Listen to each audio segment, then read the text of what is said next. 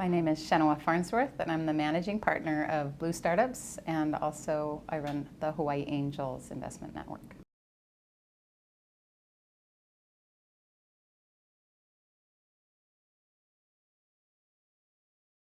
So with Hawaii Angels, we've been at it for a long time. So we started in 2002, and that is a group of high net worth individuals. They invest their own capital into startup companies.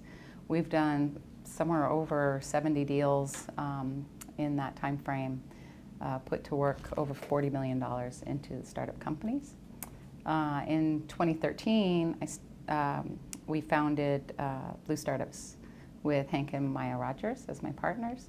And that company is a venture accelerator, and we invest again in startups at an earlier stage, even before the angels get involved. So proof of concept stage, minimum viable product, what we call MVP stage companies. And we invest a little bit of capital, and we tranche out that capital into phases.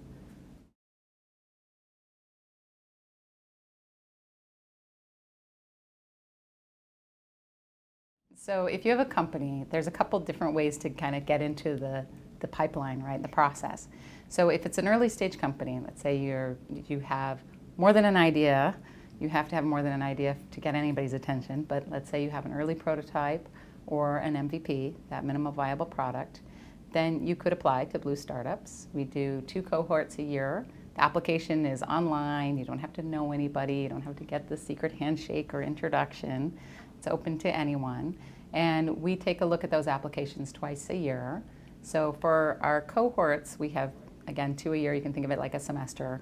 You know, there's the fall semester and the spring semester. And we have about 300 applications for each one of those. We take up to 10 companies. So it is highly competitive, but you know, it is open to the public. Now, on the Hawaii Angels side, it's a little bit more who you know, I'll be honest. That's a little bit later stage. And there is also an online application that can be found on our website, hawaiiangels.org. However, if you apply to Hawaii Angels and you don't put down, let's say, a reference like, I know so-and-so, it's probably you're not going to hear back from us because we get a lot of applicants and a lot of deal flow. And so again, I guess our thinking is if you're savvy enough to kind of network your way in to one of the investors and get them to introduce your company, then we're more likely to take a look. And if you aren't able to do that, we kind of think, well, you know, maybe you need to mature a little bit as an entrepreneur before you're ready to come before the angels. So what are you looking for when you invest in a company? I think everybody has a slightly different answer to that question, what you're looking for when you invest in a company. For me personally, I'm looking for the kind of quality of the entrepreneur.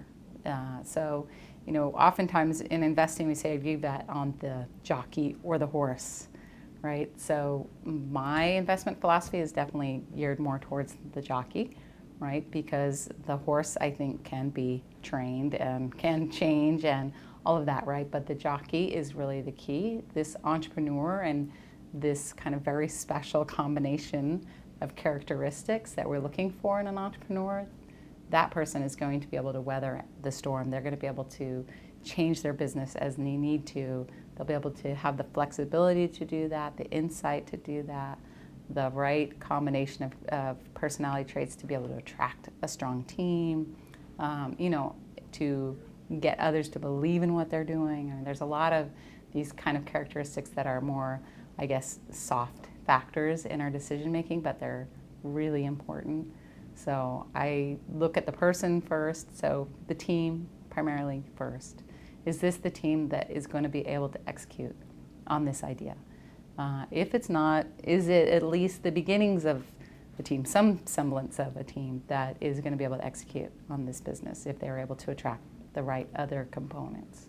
And then secondarily, we look at, you know, the business itself, the opportunity, the business model, the market size, things like that.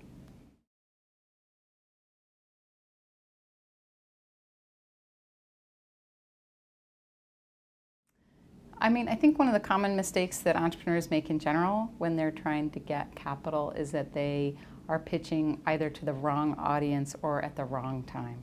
So, there's a kind of a staging to this process, right? You approach this type of investor at this stage, this type of investor at this stage. So I think a really common misconception is, I have a brilliant idea. I'm going to talk to a venture capitalist about funding my company. And that just doesn't happen.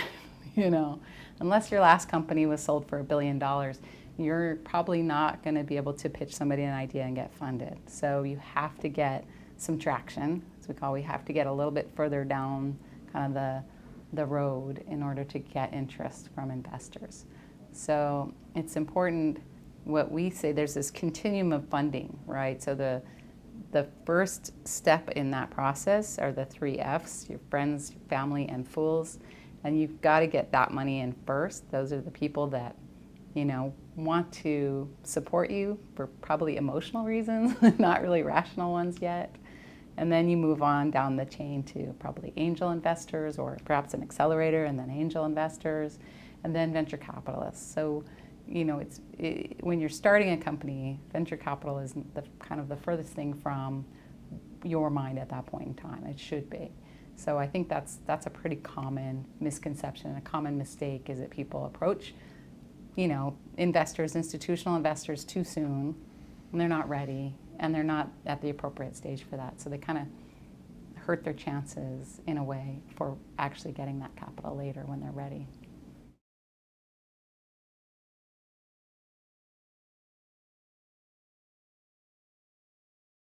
So for Blue Startups, it's programmatic, right?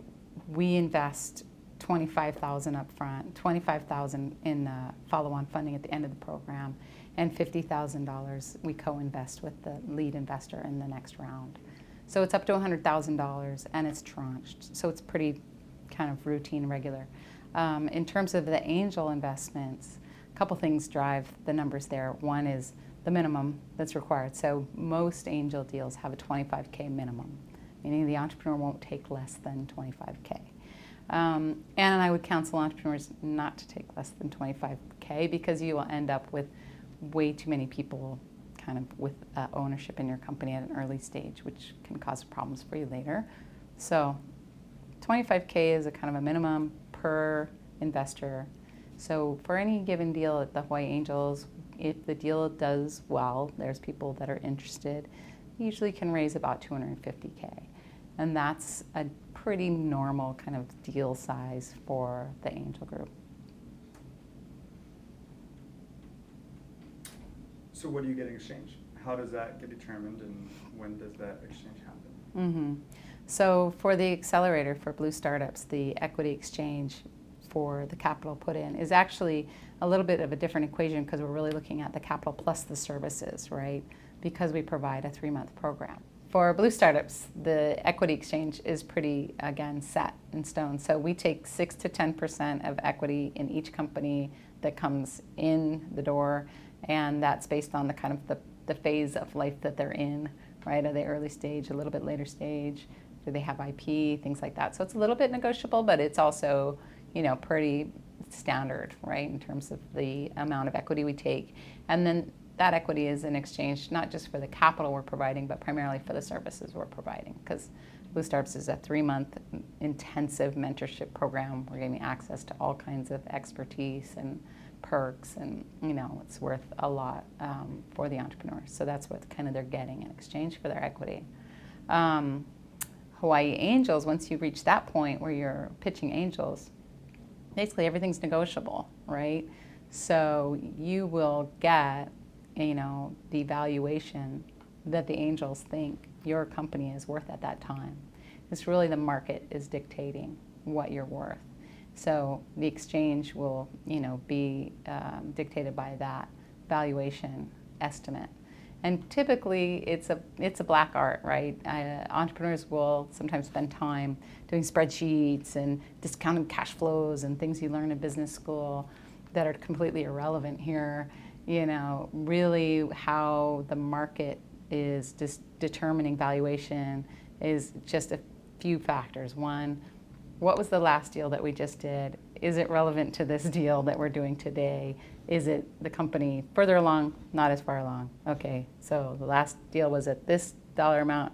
This deal should be either above or below that based on that. What are some other deals that are being done, outside of perhaps the Hawaii Angels or in other markets that are similar in nature to this deal? What's happening in this sector? So those are kind of the factors that go into it. But it's pretty, like I said, black art. It's really based upon what the investor is willing to pay. And so the market dictates that.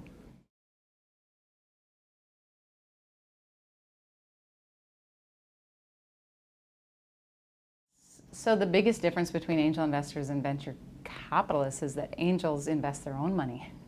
Venture capitalists are investing other people's money. So, what I like to tell my entrepreneurs is, in fact, a venture capitalist has much more in common with you than an angel investor. A venture capitalist has to go raise money, just like you're doing. A venture capitalist has to have limited partners in their company, other equity holders in their company, just like you're going to have. So, this idea that people hold out, the venture capitalist, and I like to knock them down a few notches and say, look, they're just like you. They got to go hat in hand out there and raise the money that they are going to then, in turn, invest. Angels, on the other hand, are simply high net worth individuals. They're rich people. They have time, money, and inclination to invest that back into startup companies. Most of them do it, honestly, for fun. They are not as ROI driven as a venture capitalist, right? They are doing it as a hobby, is kind of maybe too loose, but they're doing it to give back. They're doing it to stay engaged in the community, in the business community. It's something that they enjoy. They like to counsel and mentor companies. They like to be a part of it. All of those kind of intangible reasons are the reasons that angels invest.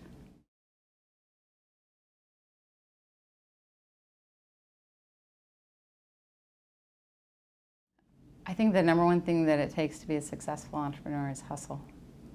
There's no substitute for it. You can be the smartest person in the room. You can be the most, expert at your area. You can have the most patience. You can, all of these things. But if you don't have hustle, you're not going to get very far. You have to be able to be the type of person that's going to relentlessly put yourself out there and ask for the sale, ask for the investment, ask for that customer product, make sure everything is working, and just hustle, hustle, hustle, because there really is no substitute for it. You have to do it. And those that don't, they don't succeed. I think the other kind of thing that's just totally not magic is hard work. That's the not magic part of this whole thing. It's like, miracles don't just occur. Entrepreneurs who succeed, by and large, have worked really, really hard. So, for example, in our cohort at Blue Startups, we might have 10 companies out here. I can tell you immediately within the first week who's going to succeed and who's going to fail, just based on their work habits. How much are they in the office? Are they here from 6 to midnight, or are they here from 6 to 5, 8 to 5? And I think there's a lot of people that think, well, I can still have a balanced life and be an entrepreneur. No, actually, you can't. You can't, because it's a very competitive world. So you're up against 20 other teams doing the exact same thing in other parts of the planet. And they are not working from 8 to 5. So you're going to lose unless you are willing to work just as hard as any other team in any other place in the world that's doing that work. So again, it's hustle, the ability to put yourself out there and just ask for it, and working hard. No substitute for it.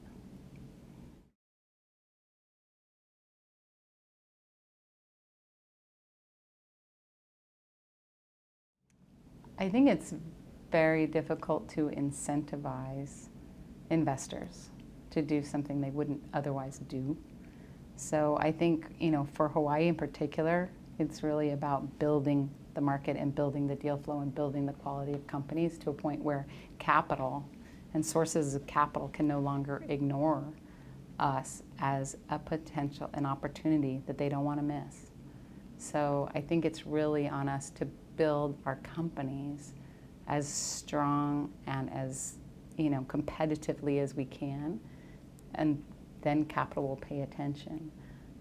Anything else is kind of putting false, kind of factors into the equation, right? If we're talking about incentives like tax incentives, things like that for investors, I think it skews the market too much. Now, I do think there are things that we could be doing with regards to tax incentives for the companies themselves to make the companies more competitive, because companies here, by and large, have a disadvantage, right? They're geographically disconnected and they don't have access to capital and human capital in particular. So if we can make that an easier part of the process, if we can create, systems that create, it make it easier for companies to thrive here, then again, I think that starts to solve all the other problems. And capital will show up to that party because it's, a big party that's very healthy and vibrant, as opposed to us begging them, to come.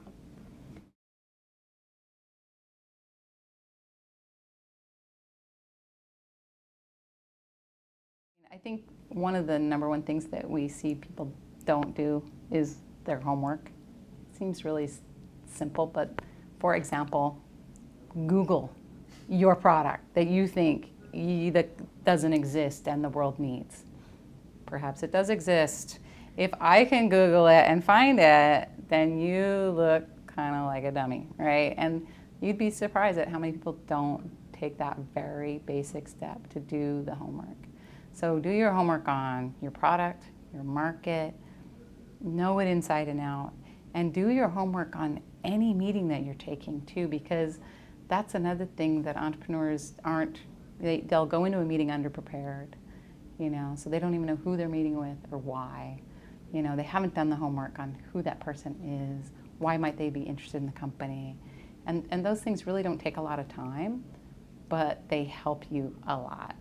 So I think that's number one, do your homework, right? Number two is build your team.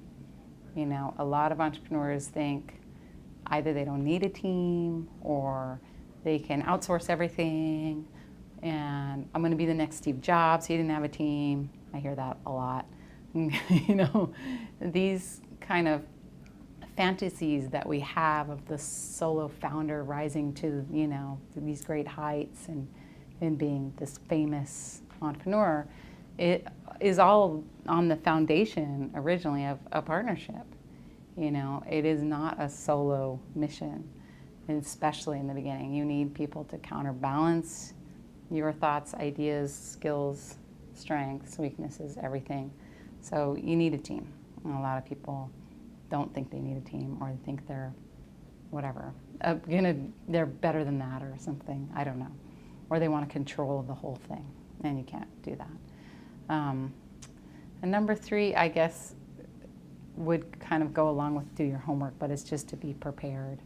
And we find a lot of entrepreneurs are underprepared for what they're taking on, so both personally and professionally, right? So when you start a company, you're making a huge commitment to your own financial future, to, if you have a family, that future. So I think a lot of entrepreneurs kind of jump into it again with a bit of kind of fantasy in mind. They look at maybe a Silicon Valley company that started one day and sold for $1 billion in 6 months. These are all outliers that we look at and go, wow, that could happen to me. It's not going to happen to you. It's not going to happen to you. The most likely path is a 10 to 15 year slog. And you've got to be prepared for that. It's a marathon, it's not a sprint. And, I meet with entrepreneurs all the time that 6 months into it, they're already burnt out, exhausted, tired, broke. Like, what did you think you were getting into? This is a long haul.